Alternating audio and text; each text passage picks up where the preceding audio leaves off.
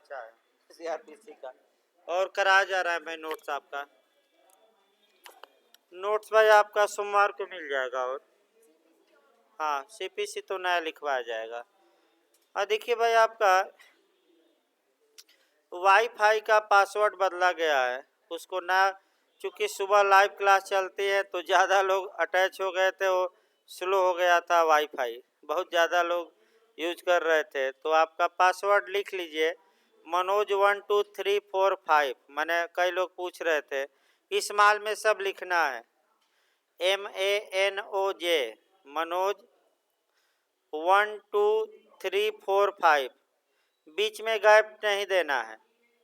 और शिवम नेट आएगा और ये पासवर्ड डालेंगे तो चालू हो जाएगा। सभी सुबह वाले लड़कों को नहीं बताया जा रहा है, क्योंकि आपका लाइव क्लास भी सुबह चलती है तो आपका माने स्पीड कम हो जा रही है। तो 1-2 दिन फंसने लगा क्लास, तो उसके बाद से आपका पासवर्ड चेंज किया गया है। तो आप चाहें तो मैंने अब जैसे कि खाली हो तो चाहें तो मोबाइल वाईफाई फ्री है उससे जोड़कर चला सकते हैं। शिवम नेट आएगा और ये पासवर्ड मांगेगा तो मनोज, इस्माल में सब लिखना है, 12345, तो आपका शुरू हो जाएगा। नेट की आपको जोड़ने, यानी आपका नेट खर्च नहीं होगा, आपका यहीं वाईफाई से ही चलेगा नेट। देखिए आपका दूसरी सूचना भाई, जो लोग नए लोग हैं, 3-4 दिन आपका जिनका डेमो हो गया है भाई, सोमवार मंगल तक एडमिशन करा लें। अब सबको व्यक्तिगत रूप से नहीं कहा जाएगा, सुबह भी कहा गया, शाम को भी कहा जा रहा है। आइए आपका टाट में एक आपका टाट का नेचर शुरू हमें करना है आज, और थोड़ा कठिन है, कॉन्सेप्चुअल क्वेश्चन है। देखिए आपका क्वेश्चन कैसे बनता है पहले ये देख लिया जाए।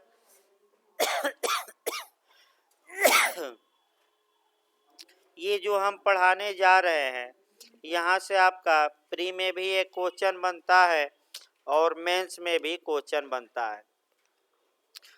प्री में पहले मॉडल देख लिया जाए क्वेश्चन का, फिर आपका मेंस का मॉडल, और तब एकदम शुरुआत किया जाए। पहला मॉडल आपका बनता है कि अपकृत या टाट के नेचर को लेकर किन दो विद्वानों में मुख्य विवाद है। ये क्वेश्चन बिहार में बना है, तो कल कौन कौन सा पिछले टर्म पर सामंड तथा विनफील्ड, ये याद रखना है। कबूतर खाने का सिद्धांत किसने दिया, तो सामंड ने। और कबूतर खाना नामकरण किसने किया, तो विनफील्ड ने। ये आपको देखना है। अगर कहीं भी आपको दे कि अपकृतियों की संख्या अनंत है, असीम है, तो आप विनफील्ड का समर्थन कराइएगा। और कहीं ये वाक्य आए कि टाट आपका लिमिटेड है, सीमित है, अनंत नहीं है, तो आप सामंड मारिएगा। ये क्वेश्चन बिहार का मॉडल है, ये किताब में नहीं मिलता, मैं बता दूं आपको, कॉन्सेप्ट के आधार पर चलना है। अगला क्वेश्चन आपका को एसबी बनाम व्हाइट के केस से मिलता है, और 3-4 एंगल से केस बिहार में पूछा गया है, उस केस को भी हम डिटेल में बताएंगे। फिर आपका क्वेश्चन बनता है कि किसका सिद्धांत कठोर है और किसका उदार है।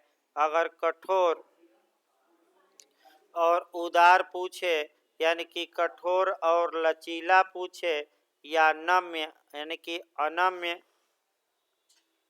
और नम्य पूछे, अनम्य मतलब कठोर और नम्य मतलब उदार, तो बताइए किसका सिद्धांत अनम्य है, कठोर है, तो किसका सिद्धांत, सामंड का।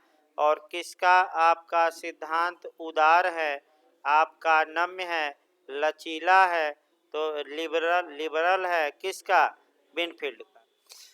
ये क्वेश्चन आपका आईएएस में और पीसीएस में संविधान में पूछा गया है। मैं बता दूं, नम्य और अनम्य या कठोर और लचीला,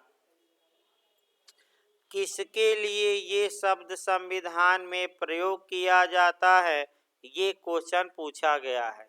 तो अगर ये दे कठोर और लचीला, या नम्य या अनम्य दे तो इसका प्रयोग संविधान संशोधन के लिए किया जाता है, यानी कि कॉन्स्टिट्यूशन में अमेंडमेंट के लिए। अगर किसी संविधान में संशोधन की प्रक्रिया कठिन है तो उस संविधान को अनम्य या कठोर कहा जाता है, और अगर आसान है संशोधन की आपका प्रक्रिया या सरल है तो उस संविधान को हम क्या कहते हैं, नम्य कहते हैं, उदार कहते हैं, लचीला। तो क्वेश्चन आपका बना था कि भारतीय संविधान कैसा है, नम्य है कि अनम्य है कि दोनों है, तो दोनों मार्क कराना है। क्यों?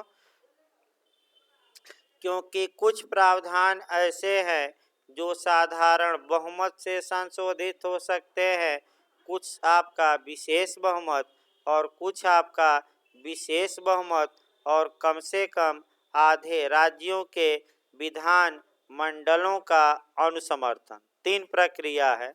अनुच्छेद 368 में केवल 2 प्रक्रिया दी गई है, तीनों नहीं।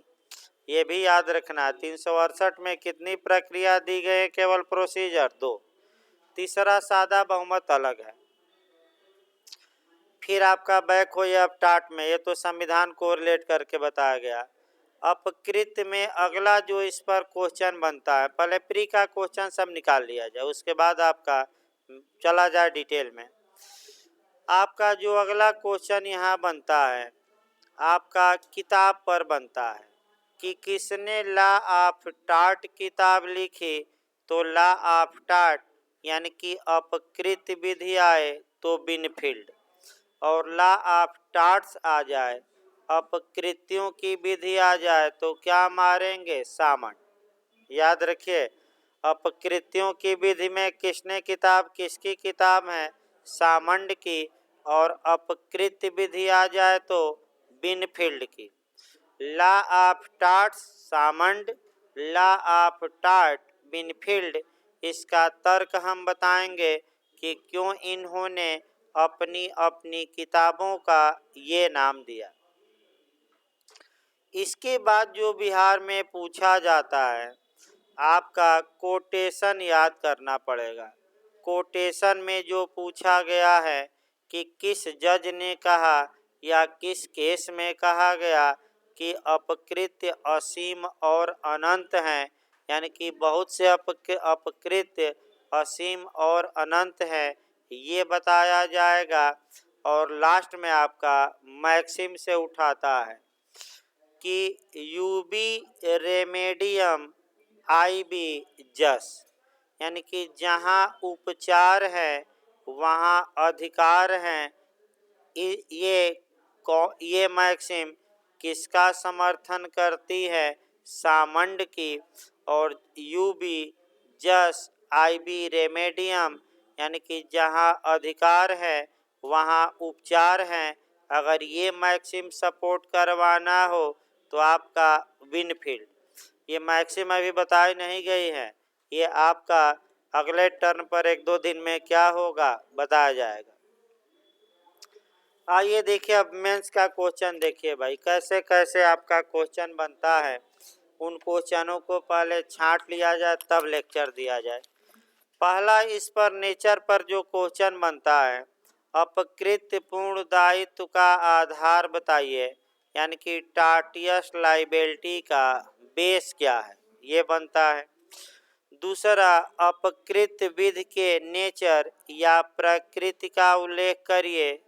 तीसरा आपका अपकृत विधि एक बहुविवर कपोत गृह की तरह है, जिसके प्रत्येक विवर में, विवर माने खाने, कबूतर खाना, जिसके प्रत्येक विवर में एक नाम दुष्कृत अंतर्विष्ट है कि उदाहरण सहित व्याख्या करिए।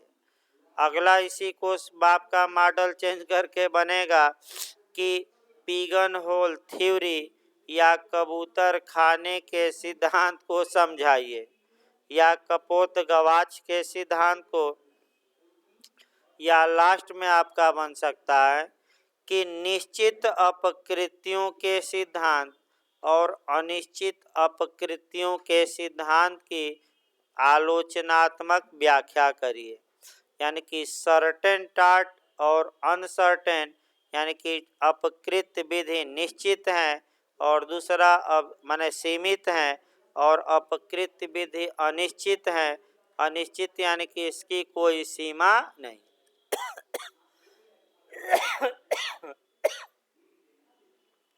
ये सब मॉडल बनते हैं, तो इन मॉडलों को एक ही तरीके से लिखना है। में नहीं कि घुमा दीजिएगा। चाहे नेचर पूछे, कबूतर खाना पूछे, घबराने की आवश्यकता नहीं है। देखिए, इसको शुरू किया जाए और अच्छे से समझिए, थोड़ा कठिन जरूर है। देखिए, अपकृत विधि के प्रकृति को लेकर विद्वानों में मतभेद है। इस मतभेद के केंद्र बिंदु में सामंड और बिनफील्ड दो विद्वान हैं। यानी कि कौन कौन विद्वान हैं? आपका सामंड और बिनफील्ड। सामंड का मानना है कि ये अपकृतियों की विधि हैं, अर्थात अपकृतियों की संख्या सीमित होती है, अनंत नहीं होती। ये किसका मानना है? सामंड का। अतः सामंड ने अपनी पुस्तक का नाम लॉ ऑफ टार्ट्स लिया, यानी कि अपकृतियों की विधि। अपकृतियों की विधि अपनी किताब का नाम लिखा, और इन्होंने अपने किताब के नाम को के अनुसार कबूतर खाना बताया जाएगा अभी। तत्पश्चात बिनफील्ड महोदय कहते हैं कि यह अपकृत विधि है, यानी कि लॉ ऑफ टार्ट है, और इन्होंने अपनी पुस्तक का नाम क्या रखा? आपका लॉ ऑफ टार्ट, और अपकृत विधि को भी अपकृत विधि कहा। यानी कि विवाद यही है कि ये लॉ ऑफ टार्ट्स है, यानी कि अपकृतियों की विधि है, कि लॉ ऑफ टार्ट है। तो पहले कंसेप्ट इसका बना लिया जाए, तब आपका सामंड का सिद्धांत हम चलेंगे, इनकी आलोचना कराएंगे। फिर किसका आपका चलेंगे? बिनफील्ड का, इनकी आलोचना, और अंत में सपोर्टर इनके रहेंगे, और अंत में आपको निष्कर्ष निकालना है। देखिए भाई, आपका सामंड अगर कहते हैं कि ये अपकृतियों की विधि हैं, इसका मतलब आप समझ लीजिए। पहले ये कहते हैं कि अपकृत्य असीम नहीं है बल्कि सीमित है, और ये अपना उदाहरण कबूतर खाने के आधार पर सेट करते हैं, और ये कहते हैं कि जिस प्रकार कपोत गवाच में पिगन होल थ्योरी में, यानी कि कबूतरों के रहने के लिए कबूतर खाने बने हैं, और एक खाने में एक ही कबूतर रखा जा सकता है, उसी प्रकार अपकृतियों की संख्या सीमित है। राजा ने अपकृतियों का उल्लेख किया है, और उन अपकृतियों को इन खानों में क्या किया गया है? रखा गया। अगर किसी व्यक्ति के अधिकार का हनन होता है, तो इसी खाने में वह क्या करे? अपना उपचार खोजे कबूतर खाने में, और अगर इसमें उसका उपचार सेट नहीं होता, तो वह उपचार पाने का हकदार नहीं होता। अतः इसे अपकृतियों की विधि कहा जाएगा, क्योंकि एक से अधिक अपकृत्य है, और लेकिन असीमित नहीं है, बल्कि क्या है? सीमित। और कहाँ सीमित है? कबूतर खाने में। इसके विपरीत बिनफील्ड का मत है कि जो ये आपका ये अपकृत विधि है, और कबूतर खाने की कोई आवश्यकता ही नहीं है। क्यों? क्योंकि अपकृत विधि के तहत अगर किसी व्यक्ति ने कोई गलत कार्य किया है, और हमारे राइट का, अधिकार का वायलेशन हुआ है, तो हम कबूतर खाने में चाहे उपचार उपलब्ध हो या न हो, हमें हर हाल में रेमेडी मिलनी चाहिए। यानी कि हमें हर एक अधिकार पर क्या मिलना चाहिए? उपचार।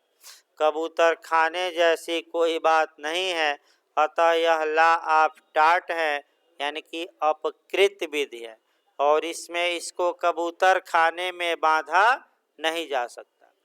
अब दोनों लोगों के समर्थक भी है, जैसे कि राजनीतिक दल में आपका माने मोदी जी के भी समर्थक है, आपका राहुल जी के भी हैं, मायावती जी के भी हैं, आपका माने अखिलेश जी के भी हैं। तो उसी प्रकार यहाँ भी सामंड और विनफील्ड का समर्थन करने के लिए तमाम विद्वान आएंगे, इसमें कोई शक नहीं है।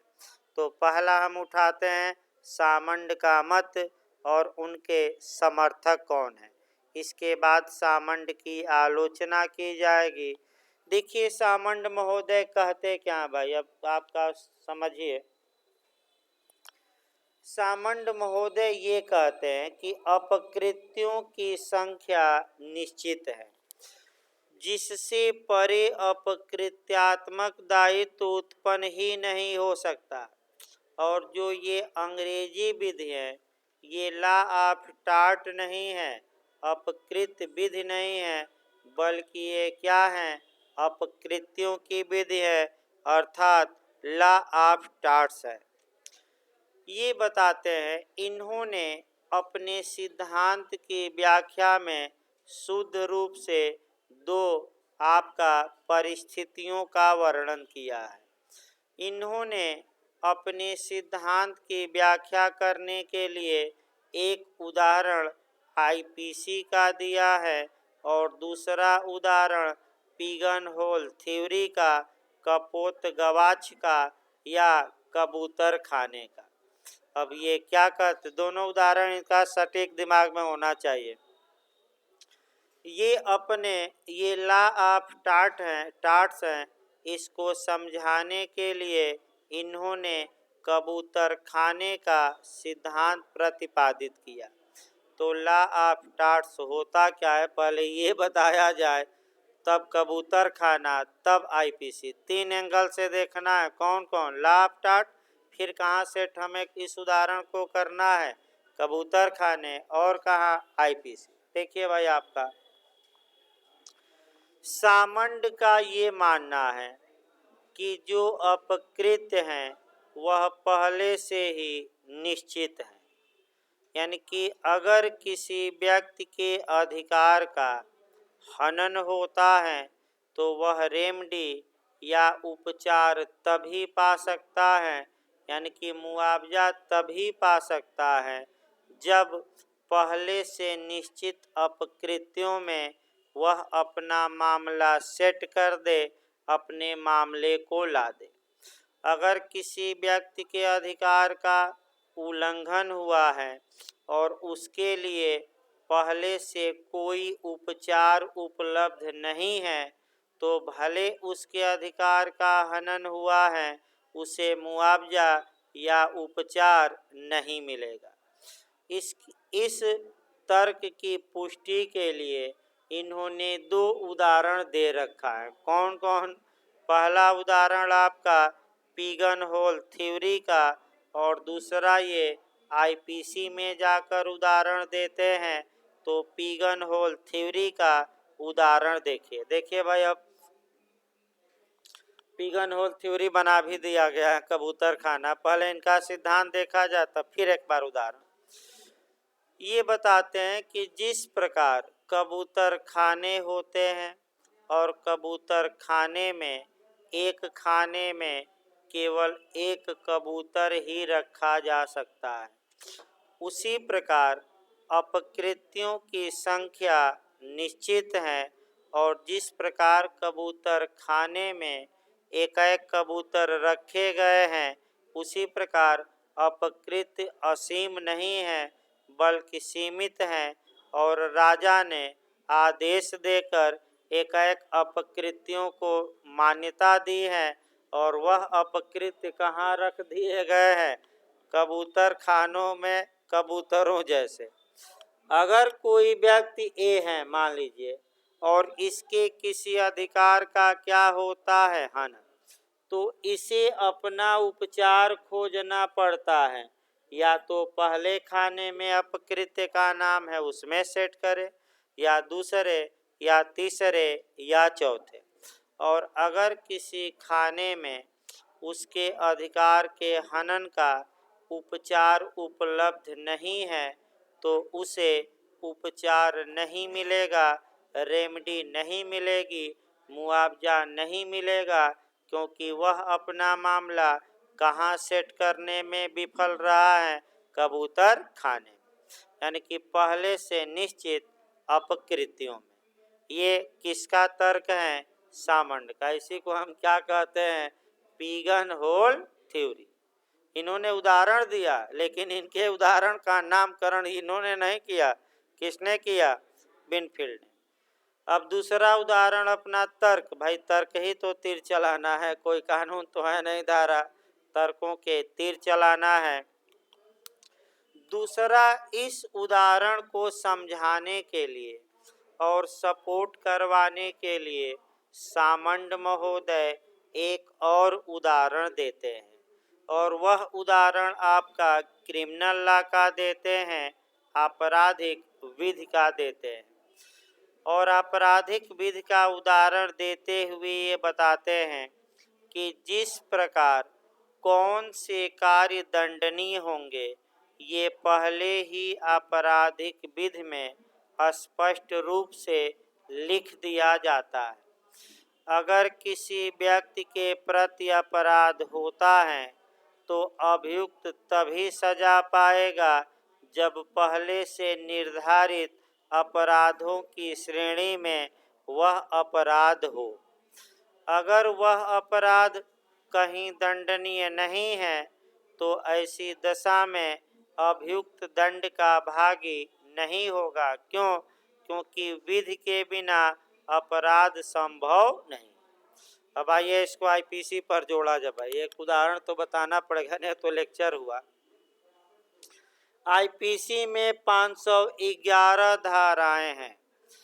अगर कोई व्यक्ति कोई गलत कार्य करता है और आप उसके खिलाफ मुकदमा करते हैं तो वह तभी दंड का भागी होगा जब उसका कार्य आईपीसी की 511 धाराओं में से किसी धारा में आप सेट करें।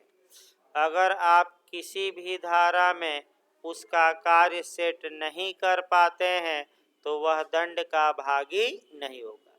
याद रखिए, एक उदाहरण इस पर देखा जाए, जैसे स्टैकिंग या पीछा करना।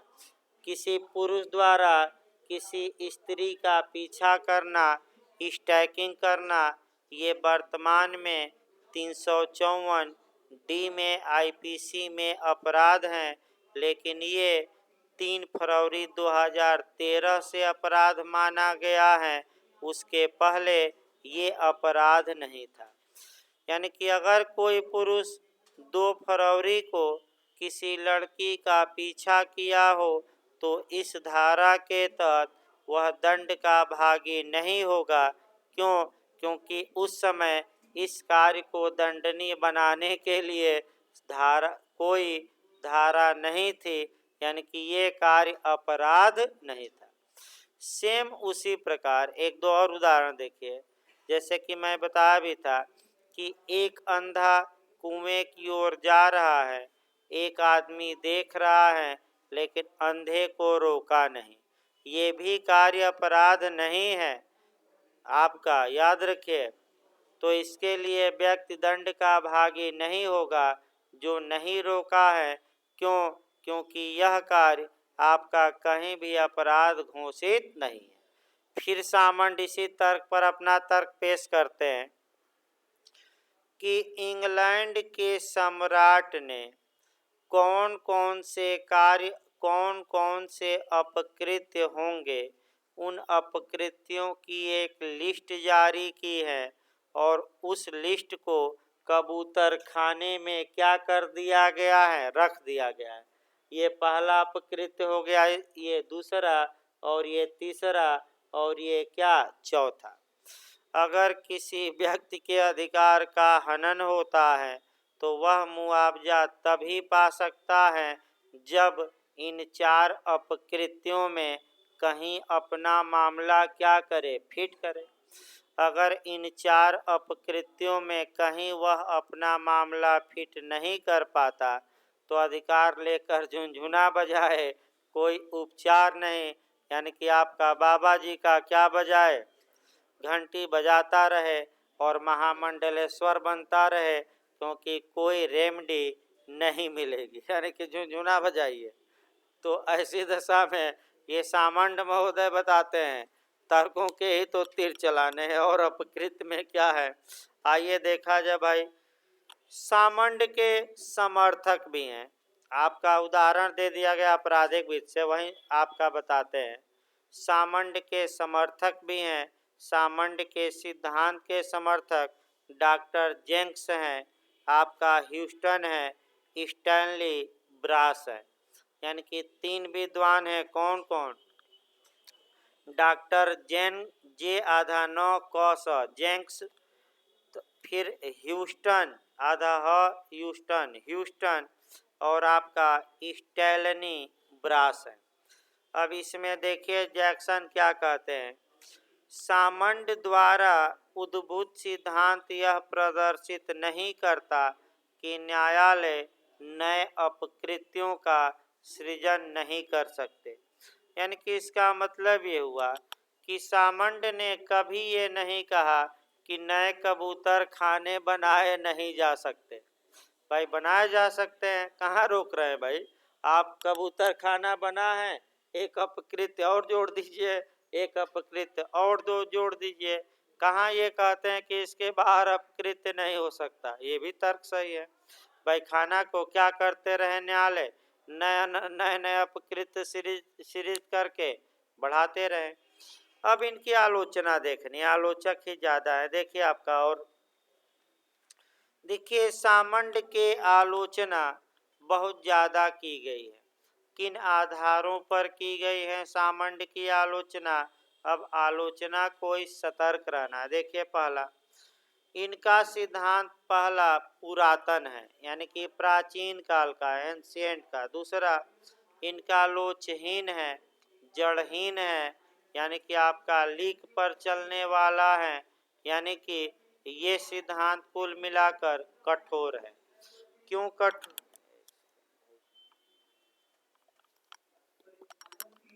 हेलो, हाँ बताइए हो। अभी हम क्लास में, थोड़ा देर बाद फोन करते हैं, आप कॉल बैक करते हैं आधा घंटा बाद।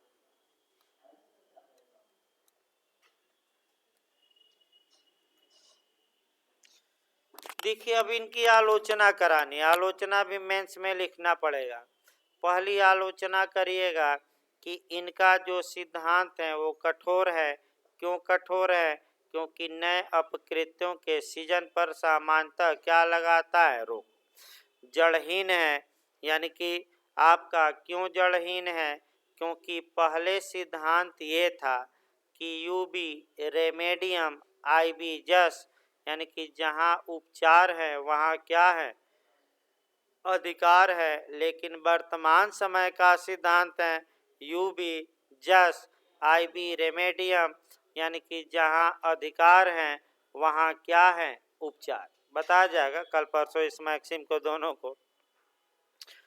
दूसरा आपका ये आलोचना मने कह सकते हैं, की जा सकती हैं कि अगर कबूतर खाने में अपकृत्यों की संख्या रख दी जाए तो ऐसी दशा में नए नए अपकृत्यों का विकास रुक जाएगा।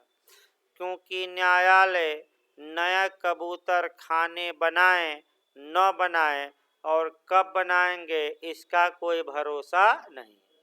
क्योंकि न्यायिक प्रक्रिया से जो अपकृत्य का विकास होता है बहुत धीमी गति से होता है। और मैं आपको उदाहरण बता दूं, भारत के उच्चतम न्यायालय ने केवल अब तक के इतिहास में केवल एक नया अपकृत्य बनाया, एब्सोल्यूट लायबिलिटी या आत्यांतिक दायित्व या पूर्ण दायित्व। तो न्यायालय पर छोड़ दीजिए, तो 60 साल 50 साल में एक नया क्या बनाएंगे, अपकृत्य। इसलिए हमारी राय है कि इस पर भी कानून कुछ क्या करना चाहिए, बना देना चाहिए। अगला देखिए आलोचना। एसवी वर्सेज व्हाइट के केस में 1703 ईस्वी में जस्टिस होल्ट ने सामंड के इस सिद्धांत को मानने से इनकार किया और ये कहा कि यूबी जस आई बी रेमेडियम, ये बिहार में पूछा गया था, ये बिहार में आ चुका है भाई, यूबी जस आई बी रेमेडियम, यानी कि जहाँ अधिकार हैं वहाँ क्या हैं, उपचार। और अंत में आप आलोचना करा दीजिएगा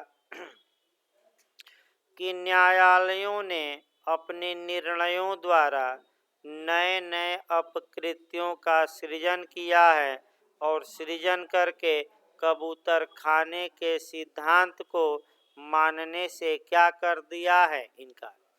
और लास्ट मैं बता दूं इसमें कि 1852 में सबसे महत्वपूर्ण है, 1852 ईस्वी में कॉमन लॉ प्रोसीजर एक्ट पास करके, और जो ये कबूतर था खाना था या लेखी थी या कबूतर खाना था, इसे क्या कर दिया गया, समाप्त कर दिया गया। तो सामंड का और जो पर था कतर दिया गया, यानी कि सामंड के सिद्धांत को दबा दिया गया, क्योंकि अब जो कबूतर खाने था उसको क्या किया गया। तो वर्तमान नियम क्या है भाई कि अगर किसी व्यक्ति के अधिकार का हनन होता है तो वह उपचार पाएगा, कबूतर खाने में सेट करने की कोई आवश्यकता नहीं। तो कब कबूतर, ये पूछा गया था बिहार में भाई, प्री हमें चलना, प्री भी चलते रहना है, कि लेखी या किंग्स आर्डर या कबूतर खाने को कैसे समाप्त किया गया, लेखी कहा जाता है। तो आपका न्यायालय के निर्णय द्वारा नहीं, क्या बनाकर, कानून। किसने कानून बनाया, इंग्लैंड की संसद ने। और कौन सा कानून बनाया, तो कॉमन लॉ प्रोसीजर एक्ट 1852, ये जे में आ चुका है, गलत ना हो। अब आइए बिनफील्ड महोदय का देखा जाए। बिनफील्ड महोदय उदारवादी दृष्टिकोण रखते हैं और क्या इनका तर्क है, तर्कों के तीर चलाना है और इनका सिद्धांत समझना है। और इनके समर्थक भी ज़्यादा होंगे, समर्थकों को भी देखना है, यानी कि अंधभक्तों को भी हमें देखना है। आपका बिनफील्ड के अंधभक्त कौन कौन है, यानी कि भले सही किए हो या गलत, अंधभक्त क्या करते हैं, आपका गलत को भी सही और सही को भी क्या मानते हैं, सही। ये अंधभक्त जो होते हैं, लेकिन आप लोग भाई अंधभक्त ना होइए, आप लोग जो सही हैं क्या मानिए, सही। और जो गलत हो आपका, आप तो मान सकते हैं भाई, आप पढ़े लिखे हैं और आप समाज के सबसे विद्वान वर्ग माने जाते हैं, सबसे बड़े गुंडे भी माने जाते हैं। कहाँ कहीं पुलिस आपसे टकराती है, दिल्ली में टकराई तो वही न्याय मांगने लगी, वी वांट जस्टिस, देखे ही। और हाई कोर्ट भी गई पुलिस, सुप्रीम कोर्ट तक, वकीलों के खिलाफ कुछ नहीं कर पाई। तो आपका मैंने पुलिस ही न्याय मांगने लगी, किससे, वकीलों से। पूरा मैंने आंदोलन हुआ पुलिस द्वारा और डीजीपी के यहाँ धरना दिया गया, कहा कि हम इस्तीफा देंगे, सब लोग, बच्चे पत्नियां सब चले गए कि क्या हमारा अधिकार नहीं है।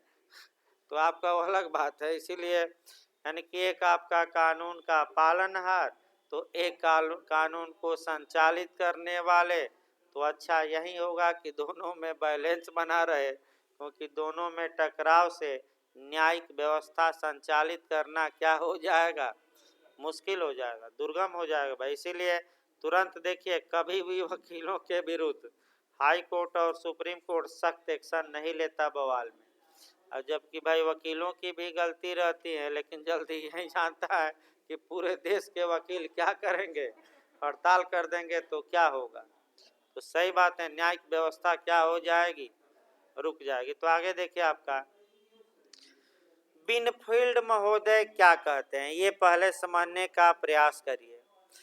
बिनफील्ड महोदय 2 लाइन में ये कहते हैं कि यह लॉ ऑफ टाट है, यानी कि यह अपकृत विधि है। अपकृत्यों की संख्या सीमित नहीं है बल्कि क्या है, अनंत। अगर किसी व्यक्ति के अधिकार का उल्लंघन हुआ है तो उसे हर हाल में उपचार मिलना चाहिए जब तक कि प्रतिवादी किसी औचित्य में अपना मामला फिट न कर दे। इसका मतलब ये हुआ कि अगर एक के अधिकार का उल्लंघन हुआ है और किसने इसके अधिकार का हनन किया है, बी ने, तो ए को मुआवजा मिलना ही चाहिए जब तक कि बी अपना मामला या अपना कार्य औचित्य के नियमों का मतलब किसी बचाव में सेट न कर दे। अर्थात अगर भी अपने मामले को किसी डिफेंस में सेट कर देता है तो ऐसी दशा में बी मुआवजा देने से बच जाएगा। इसको थोड़ा आईपीसी से पहले जोड़िए।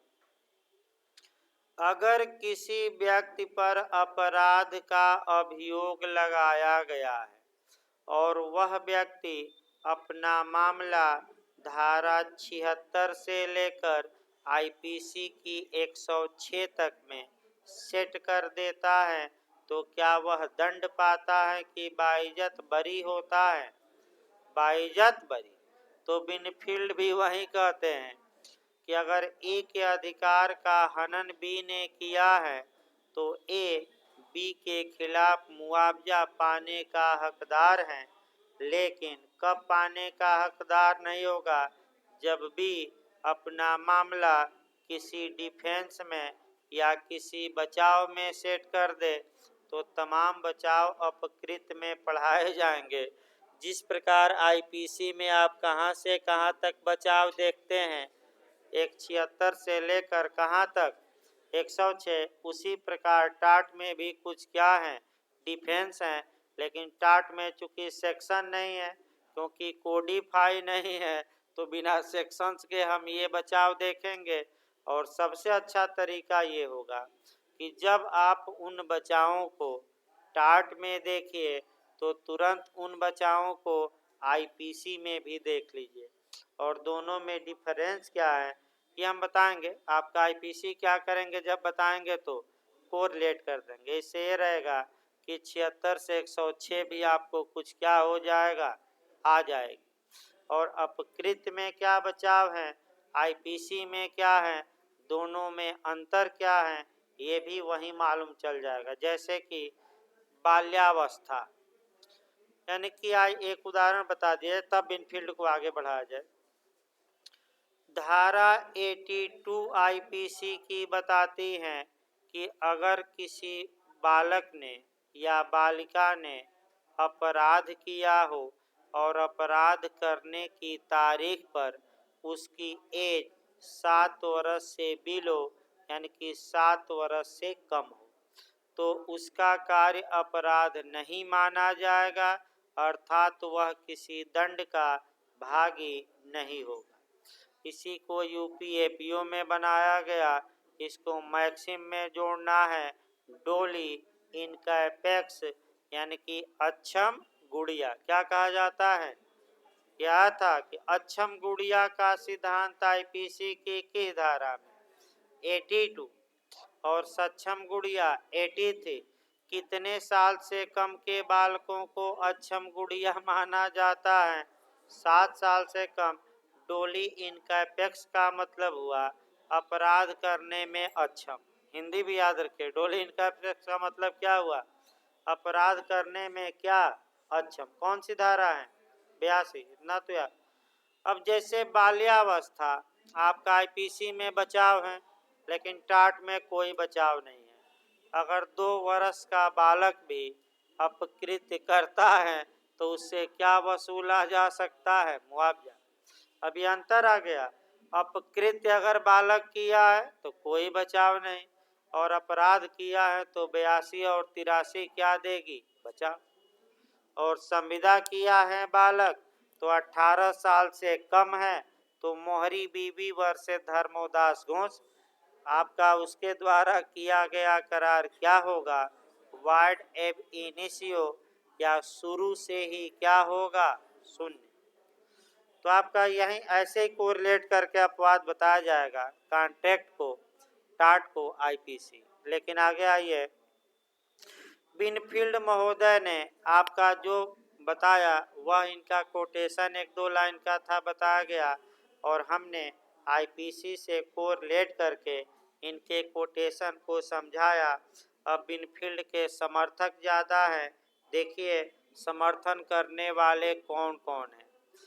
एक तो विद्वान है, विद्वान समर्थन करेंगे। दूसरा न्यायालय है जो अपने न्यायिक निर्णयों से समर्थन करेंगे और कुछ जज महोदय है जो अपने वक्तव्यों से बिनफील्ड का क्या करेंगे? समर्थन। तो वहीं समर्थकों को लिखना है।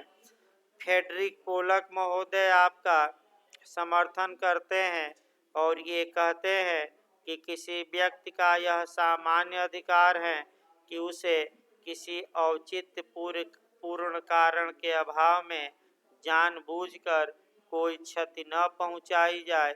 अगर किसी व्यक्ति ने किसी दूसरे व्यक्ति को नुकसान पहुंचाया है तो उस नुकसान की वह क्या करे? भरपाई।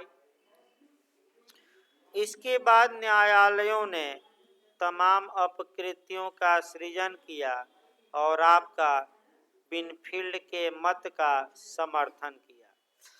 अब वहीं आपका 10-8-10 केस याद करना पड़ेगा। देखिए मैं बता रहा हूँ किस केस में कौन सा नया टाट सृजित किया गया, यही आपको जानना है। तो पहला हम बता रहे हैं एसबी वर्सेज वाइट का, क्योंकि आपका सबसे पुराना अगर केस कहा जाए, पूछा भी गया बिहार में, सबसे प्राचीन केस कहा जाए, पुराना कहा जाए, वह कौन है? SB versus white. देखिए इसको आपका थोड़ा डिटेल में देखिए, क्योंकि भाई बिहार फिर आने वाली है वैकेंसी, जल्दी आ जाएगी, 3-4 माह में आ ही जाएगी। तो जो नए लोग हैं आपका इतना कम से कम पढ़ लें कि बिहार और यूपी आते आते आप क्या करें, कंपटीशन योग्य हो जाए। पुराने लोग तो भाई हो ही गए हैं ज़्यादातर। अब आपका नए लोगों को यानी कि नए पौधों को सींचना है ताकि वो फल देने लायक हो। अब जो फल दे रहे हैं वो तो भाई देख रेख हल्का सा करना हो तो देते ही रहेंगे, लेकिन नए लोगों को सींचिए ताकि, और जो बीत गई वो बात गई, कितने लोग हो गए क्या ये सब नहीं, कितने लोग अब आगे होंगे, यानी कि क्या होना चाहिए, क्या हो गया वो नहीं, इतिहास देखेंगे तब तो भाई देखते ही रह जाएंगे। अब क्या होना चाहिए देखना है। तो ध्यान से देखिए, इस केस पर ज़्यादा बिहार क्वेश्चन बनाता है, तो इस केस को थोड़ा डिटेल में बता दिया जाए, क्योंकि 4-5 मॉडल से क्वेश्चन बनता है। फिर मैं बता दूं, कई बार बताया हूँ, एसबी वर्सेज वाइट का केस 1703 का है, याद रखिए। पहला सन, मुख्य न्यायाधीश पूछा जाता है, जस्टिस होल्ट है। कौन सा? होल्ट। तीसरा, ये केस किससे संबंधित है? इलेक्शन या चुनाव। और एक बार बिहार मैक्सिम पूछा है कि किस केस में इस मैक्सिम को सृजित किया गया? यूबी जस आईबी रेमेडियम, यानी कि जहां अधिकार हैं वहां क्या है? उपचार। ये मैक्सिम तो किस केस में मैक्सिम सृजित की गई? Ashby versus white.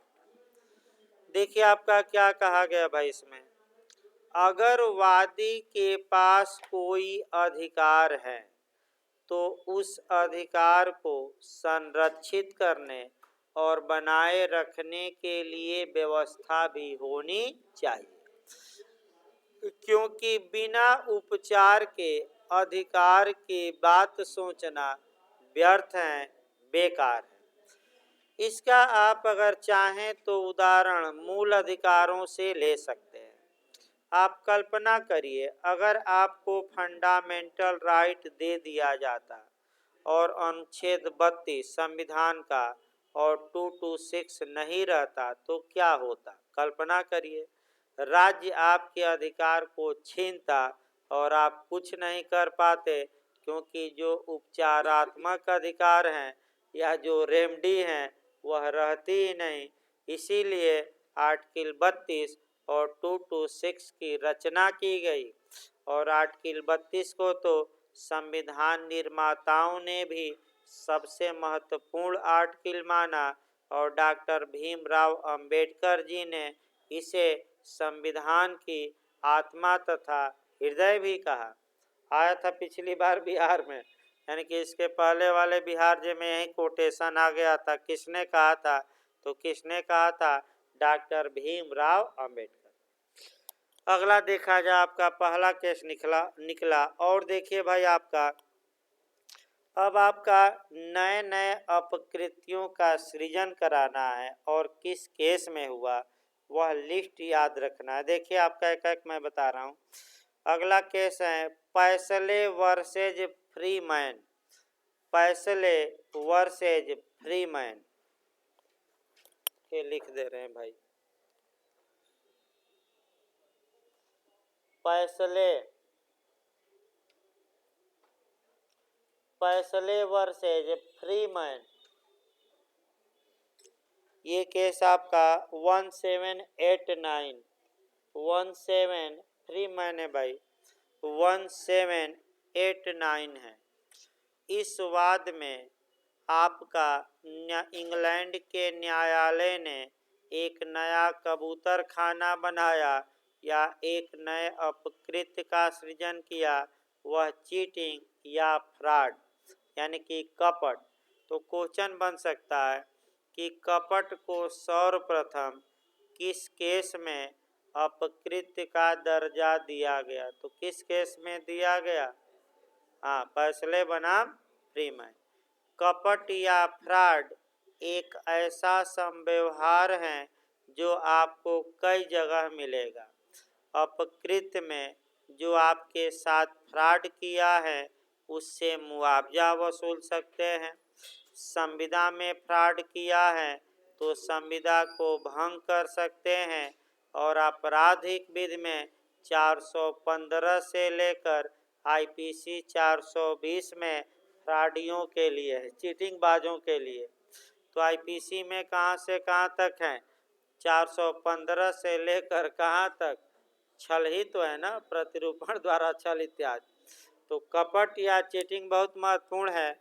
और आपका कपट की परिभाषा सर्वप्रथम आपका पूछा जाता है। 2 मिनट रुक के भाई आ रहे हैं। कपट की परिभाषा सर्वप्रथम आपका डेरी वर्सेज पिक के वाद में खूब पूछा जाता है। डेरी वर्सेज पिक की वाद में जस्टिस हर्सैल ने दी थी। हर्सैल जज का नाम यूपी में पूछा है। डेरी वर्सेज पिक, और किस जज ने दिया था? तो जस्टिस हर्सैल। हाँ, डेरी बनाम पिक, जस्टिस हर्सैल। देखिए क्या कहा था, कपट तब होता है जब धोखा देने का, फ्रॉड करने का इरादा होता है। अगर व्यक्ति का कपट या धोखा देने का इरादा नहीं है, अब फिर भी दूसरे व्यक्ति को क्या हो गया? धोखा, तो कपट नहीं माना जाएगा। यानी कि कपट में यह जरूरी है कि व्यक्ति कथन कर रहा है या कार्य कर रहा है तो उसका इरादा हो कि दूसरे व्यक्ति को हम क्या कर दें? धोखा दे दें। तो पढ़ाया जाएगा सोमवार को भाई आपका। सोमवार को इसको फ्रॉड थोड़ा और हम डिटेल में बताएंगे 2-4 मिनट, क्योंकि आपका एक क्वेश्चन बनता है। तो आपका ये सिद्धांत समाप्त हो जाएगा सोमवार को। तो आपका मैक्सिम से शुरू किया जाए, क्योंकि 4 मैक्सिम है, वहीं से क्वेश्चन 2-3 आ जाता है प्री मेंस में, और उसके बाद से अलग अलग अपकृत्य। जयशंकर सर पढ़ाते हैं सुबह और शाम को अजय सर। हाँ, क्योंकि लगातार भाई हम भी आपका कितना देर चला जाए देख ही रहे हैं भाई, क्योंकि बिहार एपीओ भी चलाना है। सोमवार से होगा शुरू। आज तो चलेगी कि 7 बजे से। हाँ 7 बजे से 8 बजे डेमो ले लीजिए, लेना होगा 10 मिनट बाद 15 मिनट बाद चले।